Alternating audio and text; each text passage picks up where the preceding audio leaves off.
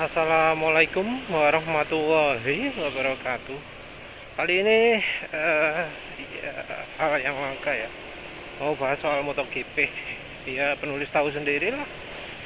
Topik MotoGP kalau di channel penulis itu nggak begitu laku. Tapi ya gatal juga ingin bahas karena Suzuki memutuskan untuk keluar dari MotoGP. Gara-gara yang seperti ini makanya jadi rame ya, rame di MotoGP itu persaingan pembalap untuk macam-macam. Dari sisi Suzuki-nya sendiri katanya sih karena ada krisis keuangan dan ada skandal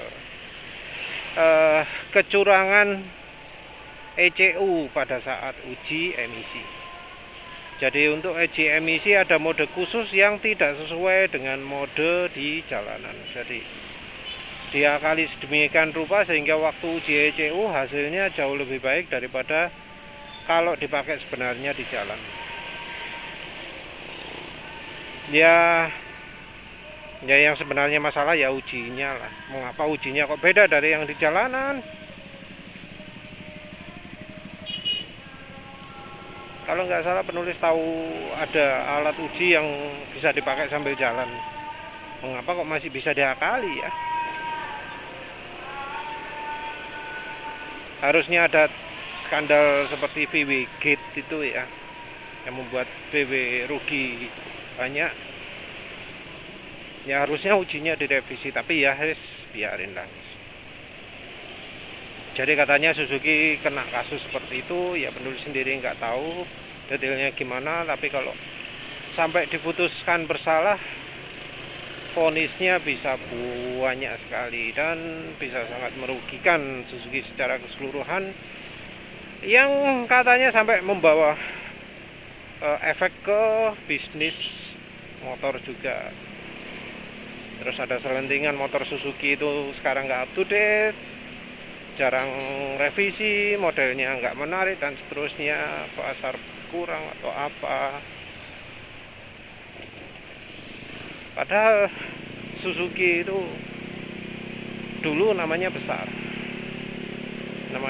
terkenal sebagai motor yang paling reliable, paling handal ya, baik motor gedenya maupun motor kecilnya, motor metiknya. Cuma mungkin pengen ngejar ngetren, jadi sekarang agak ditinggalkan awetnya, walau nggak terlalu parah sih. Next 2 itu termasuk lebih banyak penyakitnya daripada Suzuki sebelumnya. Suspensi depannya ya cepat rusak, suspensi belakang cepat rusak, mesin sering mati-mati sendiri di jalan. Kurang developmentnya lah, nggak kayak Suzuki sebelumnya. Ya penulis sudah pernah kritik spedone mengsle, tombole mengsle gak tepak ya, kayak gerusu gitu ya. Beda dengan Suzuki sebelumnya yang modelnya nggak terlalu apik tapi yo dijamin bandel banget. Beda. Yang next 2 itu lebih keren tapi yo ngono, lebih gak reliable, sayang. Tapi entahlah ya, pokoknya keputusannya katanya presiden direkturnya pingin terus, tapi rapat direksinya memutuskan wis mandek ae dari MotoGP. Keputusan yang mendadak ini membuat ya manajer tim MotoGP-nya sendiri sewot, membuat manajer tim Suzuki-nya sewot, membuat pembalap-pembalapnya merasa hancur ya, karena mendadak sekali dianggapnya, mendadak sekali. Tahu-tahu diputuskan tahun depan nggak akan ikutan MotoGP lagi gitu ya. Dari MotoGP-nya sendiri nyebut gak iso kayak ngono. Lah misalnya mendek ya kayak semendek sepihak tok, harus persetujuan dua pihak.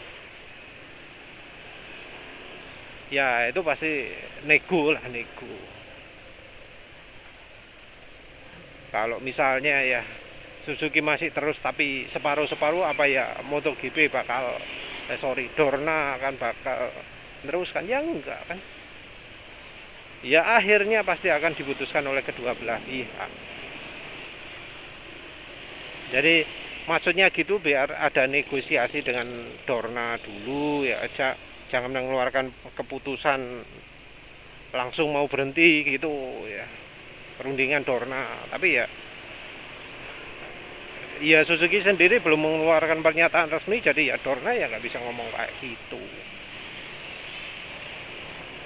Tapi kalau nggak resmi, hal itu sudah diberitakan ke pembalap-pembalapnya, wis kon golek tim Leo, sudah nggak ada Suzuki lagi di tahun depan.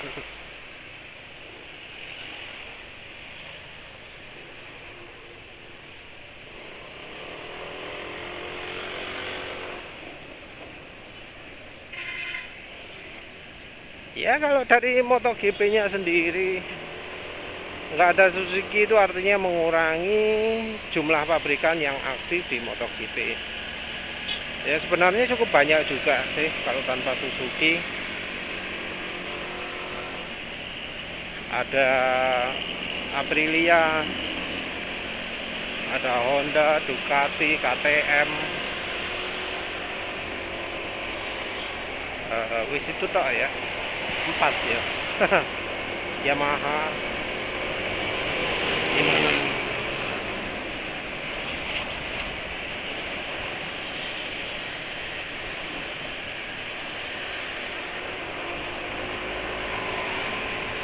entah mengapa ya, Ducati tim satelitnya piro, Ducati 2 ya, bola wis. Penulis sendiri nggak terlalu mengikuti MotoGP, bahkan akhir-akhir ini sering kelupaan terus kalau ada race, kalau ada balapan. Makanya penulis nggak pernah analisa di website karena wis gak ngetut no, kelupaan terus. Entah mengapa ya penulis kok jadi nggak minat sama MotoGP, entah mengapa ya.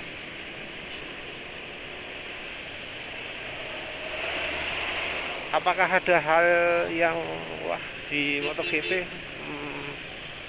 Mark itu pembalap hebat, tapi balik merusak MotoGP ya. Kayak terakhir berita Alex Espargaro marah-marah karena Marc Marquez mendompleng ya, mau nunut dia. Seorang pembalap Honda mau mendompleng motor Aprilia. Musim apa ini? Firasat apa ini? Pertanda apa ini? Mark sebagai pembalap terkencangnya Honda melakukan hal itu. Apa Mark kencang? Ya terakhir di Jerez sih iya, di balapan lain ya iya, dia masih cukup kencang.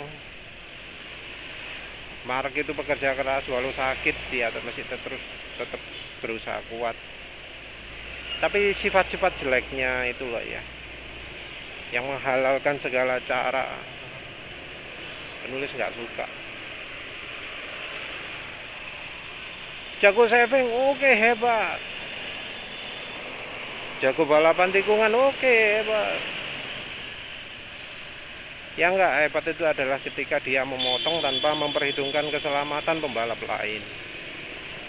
Yang nggak hebat itu adalah ketika dia mensabotase pembalap lain hanya untuk melampiaskan kemarahan. Bahkan dia sudah berhasil mengcrashkan beberapa pembalap dengan aksinya. Ada yang crash ringan, ada yang crash berat. Crash ringan itu ya kayak contohnya Rossi dipepet keluar itu ya. Rossi sampai motornya jatuh. Yang 2015 katanya bikin Rossi nggak bisa juara itu ya. Jadi sampai sekarang Mark dianggap orang jahat ya. Jadi fansnya Rossi terutama benci sekali ke Mark. Jadi kalau Mark naik panggung di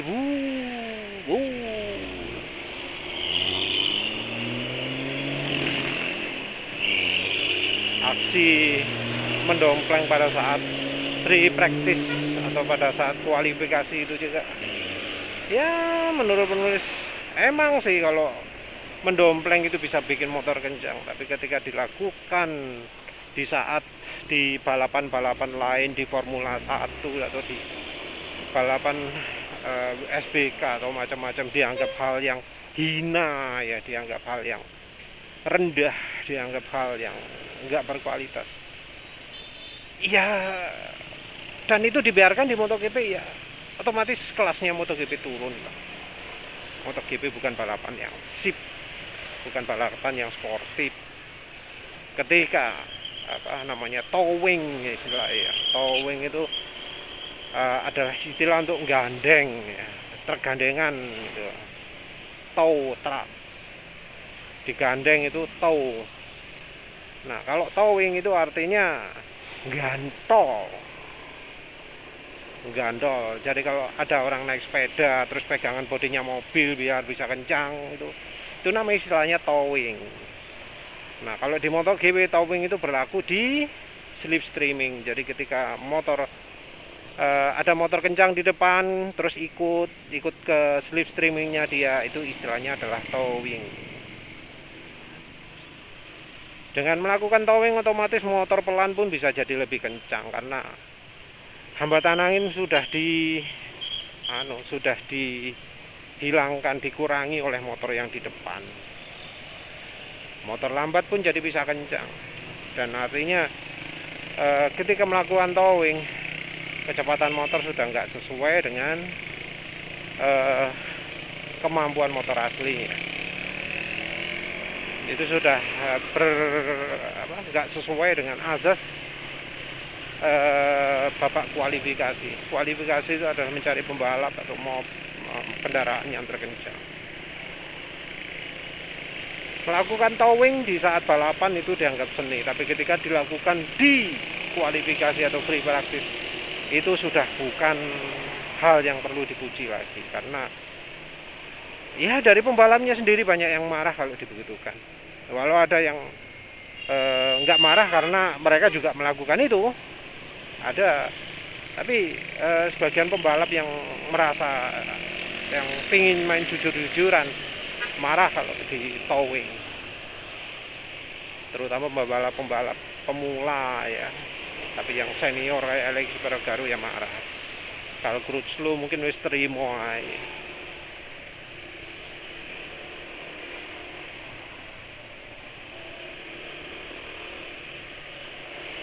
Ya sih seperti itulah yang nggak suka.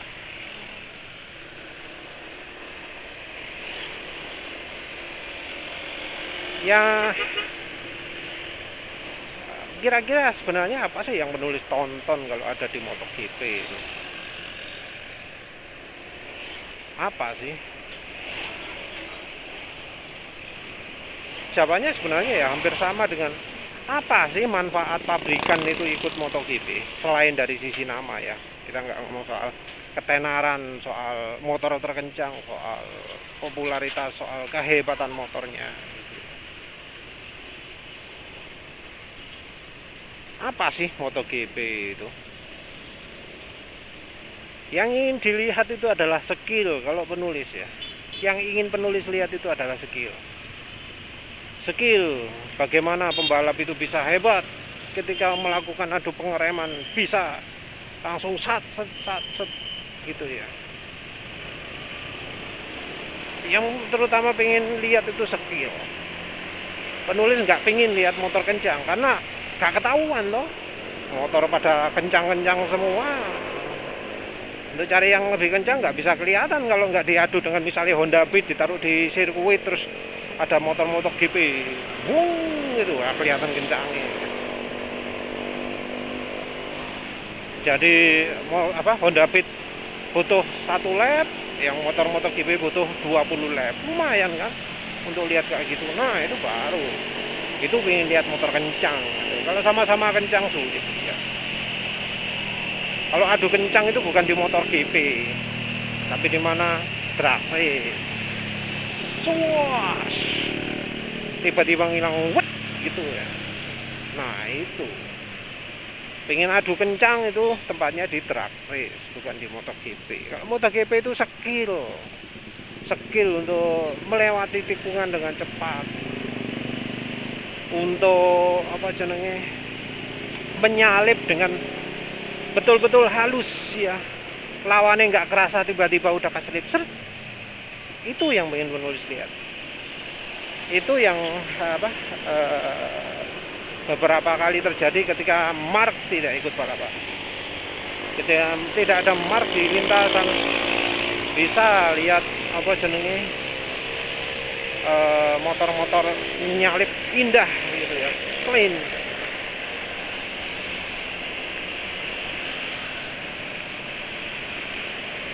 Terus soal kencangnya motor juga, apa MotoGP tempat untuk melihat kecanggihan teknologi? Enggak ya, enggak. MotoGP itu bukan motor tercanggih. Pengen lihat motor canggih, jangan lihat MotoGP. Lihat apa? Lihat WSBK, atau nggak perlu WSBK lah. Motor jalanan aja lah. Motor jalanan itu jauh lebih canggih daripada MotoGP. MotoGP itu canggihnya cuma dari sisi GPS, kameranya,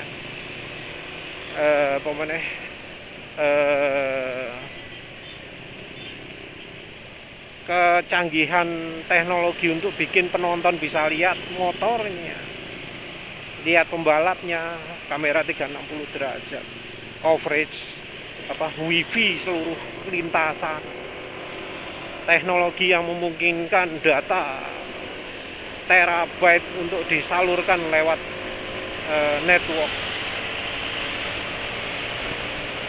Kecanggihannya di situ. Motornya sendiri apa? Motor kuno kalau menurut sebut itu. Sudah ketinggalan beberapa generasi. Contohnya yang teknologi tinggi itu apa sih? ABS. Sekarang ini sudah sampai tahap cornering ABS. Cornering ABS itu adalah teknologi selain dari keselamatan juga sudah teknologi performa. Nggak cuma sekedar ngerem nggak selip ya, tapi sudah ngeremnya maksimal. Orang bakal sulit mengalahkan rem motor balap ya. Motor balap Kawasaki terutama.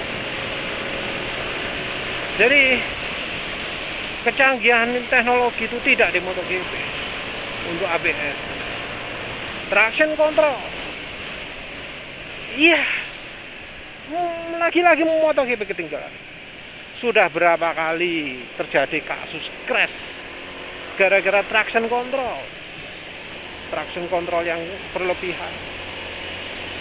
Kasus Mark kecelakaan hebat sehingga dia absen lama itu kan gara-gara traction control. Gasnya liar sehingga dia high side. Hal seperti itu mustahil terjadi di motor jalanan, karena motor jalanan ECU-nya jauh lebih mapan, lebih terkembangkan, nggak primitif kayak di MotoGP. Yang bilang primitif ini bukan penulis ya. Yang bilang primitif ini adalah tim-tim balapnya. Yang bilang adalah teknisi balapnya. Yang bilang adalah mekanik balapnya. Mekanik tim, bukan penulis.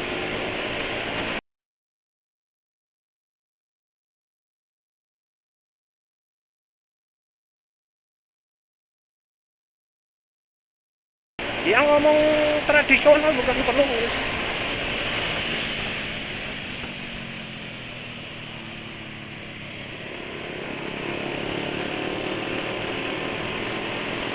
Jadi ya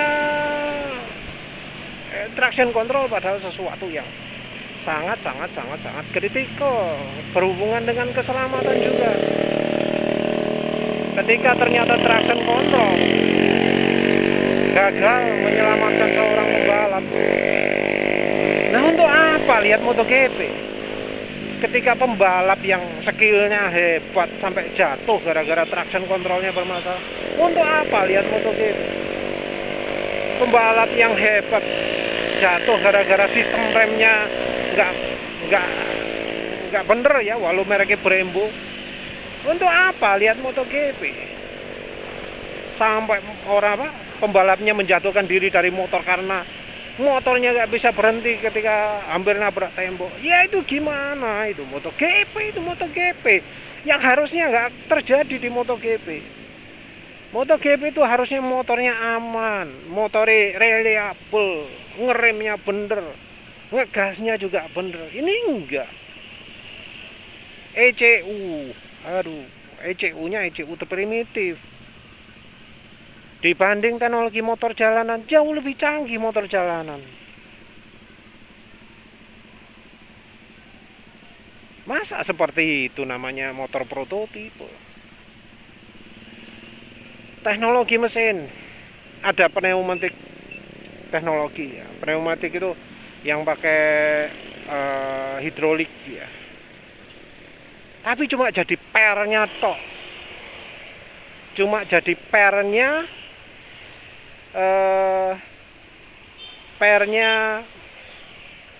valve-nya.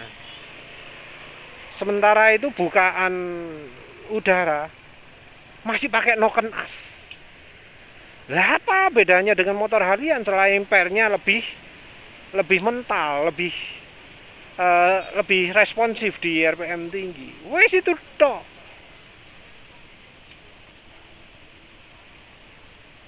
Cuma gara-gara cuma jadi pernya tok. Bukaan udara nutupnya masih pakai noken as. Padahal kalau teknologi tinggi beneran, ada namanya pneumatic valve. Buka nutup valve itu pakai wis disetel ECU wis. Nggak pakai noken as lagi. On off.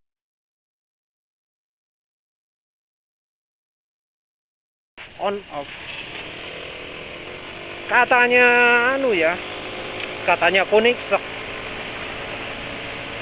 menerapkan apa jenenge pneumatic valve itu bisa membuat tenaga kendaraan naik berapa persen coba? 43%. Godenya amit-amit, tapi MotoGP nggak pakai itu. Entah apa alasannya. Ya mungkin tenaganya kegedean. Tapi ya kalau tenaganya kebesaran ya tinggal turunkan cc-nya aja jadi 500 cc gitu ya. Kenapa harus tinggi-tinggi ya?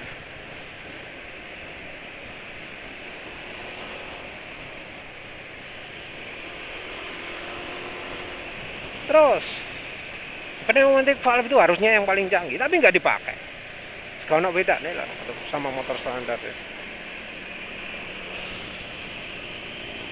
Remnya juga ya penulis ceritakan sebelumnya sering bermasalah.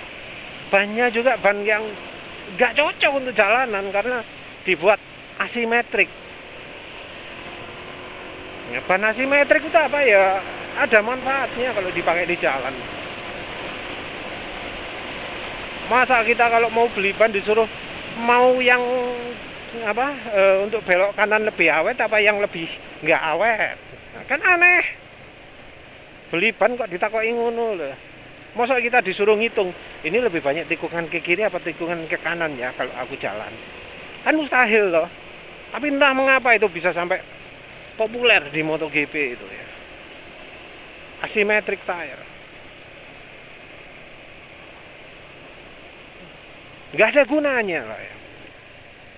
Dan karena penerapan teknologi itu jadinya banyak kan toh. Perilakunya beda sendiri toh. Aneh gitu lah. Aneh. Jadinya apa? Ban depan nggak pakem, ban belakang terlalu pakem. Update yang terbaru, ban belakang makin pakem lagi, makin ngegrip lagi. Yang akhirnya memaksa pabrikan seperti Ducati dan Honda akal-akalan karena motornya jadi nggak bisa kencang lagi karena untuk belok susah, belakang terlalu ngegrip.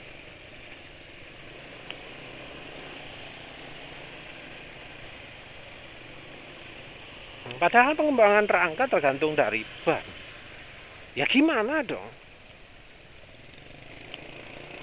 jadinya ya teknologi MotoGP itu sama sekali nggak bisa diterapkan di jalan karena terlalu aneh. Tiap lintasan pun kadang beda ya, beda rasio grip dan apa jenenge awetnya ban juga bisa beda. Makanya ketika di tengah balapan sampai ada muncul resep ban yang baru, itu aneh wis. Aneh, benar-benar prototipe, tapi prototipe yang gak ada gunane. Karena apa?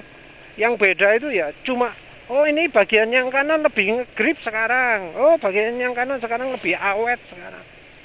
Lah apa? Kok nggak keseluruhan total sekarang lebih ngegrip, keseluruhan total sekarang lebih awet, nggak gitu, aneh lah wis. Jadi ini lebih jadi mainan nih pabrik ban untuk menentukan resep yang pas grip kiri dan kanannya, bukan keseluruhannya. Rada aneh lah wis. Trial error luwih akeh. Dan lihat kasus-kasus pembalap itu jadi performanya beda-beda di setiap balapan itu ya gara-gara ban itu. Pembalap disuruh adaptasi dengan grip ban yang berubah-berubah. Pas latihan ban grip kanannya oke, pas balapan gak oke, kan kacau. Banyak loh pembalap yang mengeluh soal itu, tapi menurut nggak cari referensi soalnya wis lali dia emocone. Selain ban, winglet, aduh wis winglet. Mungkin oh iya balapan itu perlu winglet. Oh iya balapan itu wis emang sangat diperlukan winglet. Tapi kalau harian apa ya perlu winglet. Kan cuma di sirkuit. Dan coba bandingkan dengan motor CBR 1000 itu.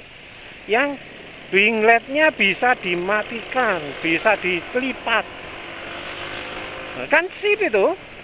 Kenapa MotoGP nggak nerapkan winglet seperti itu? Winglet yang bisa buka, bisa nutup. Katanya canggih. Tapi mau ngapa kok seperti itu? Padahal yang namanya ride head perubah ketinggian itu pernah jadi populer juga. Cara pakai ride head itu nggak cuma start tok lo ya. Sopo sing cerita pembalap Ducati, Jorge, ambulah lali. Jadi pembalap ini ya. Kalau setiap tikungan dia ngubah setelan. Setiap masuk tikungan nyetel. Keluar tikungan lepas setelan. Jadi mau masuk tikungan disetel, keluar tikungan disetel. On off, on off. Di situ nggak dilarang pakai elektronik. Mbah apa alasannya gitu loh, nggak jelas. Nggak boleh pakai elektronik. Harus pakai manual. Wah ya, cedak. Dan sistemnya nggak reliable juga. Beberapa kali terjadi pembalapnya gak iso kencang. Kenapa mas? Nyangkut, ride headnya bermasalah, gak iso dibalik motor kayak gak suspensi ini, tos gak karu-karuan. Ya kayak gitulah. Jadi lihat motor canggih bukan di MotoGP. Terus di mana terus? Kayak apa terus mendelok MotoGP? Di MotoGP kita juga dilihatkan sama pembalap-pembalap yang culas, yang jahat, yang serobotan, yang melakukan tindakan yang kalau di balapan lain itu dianggap hina.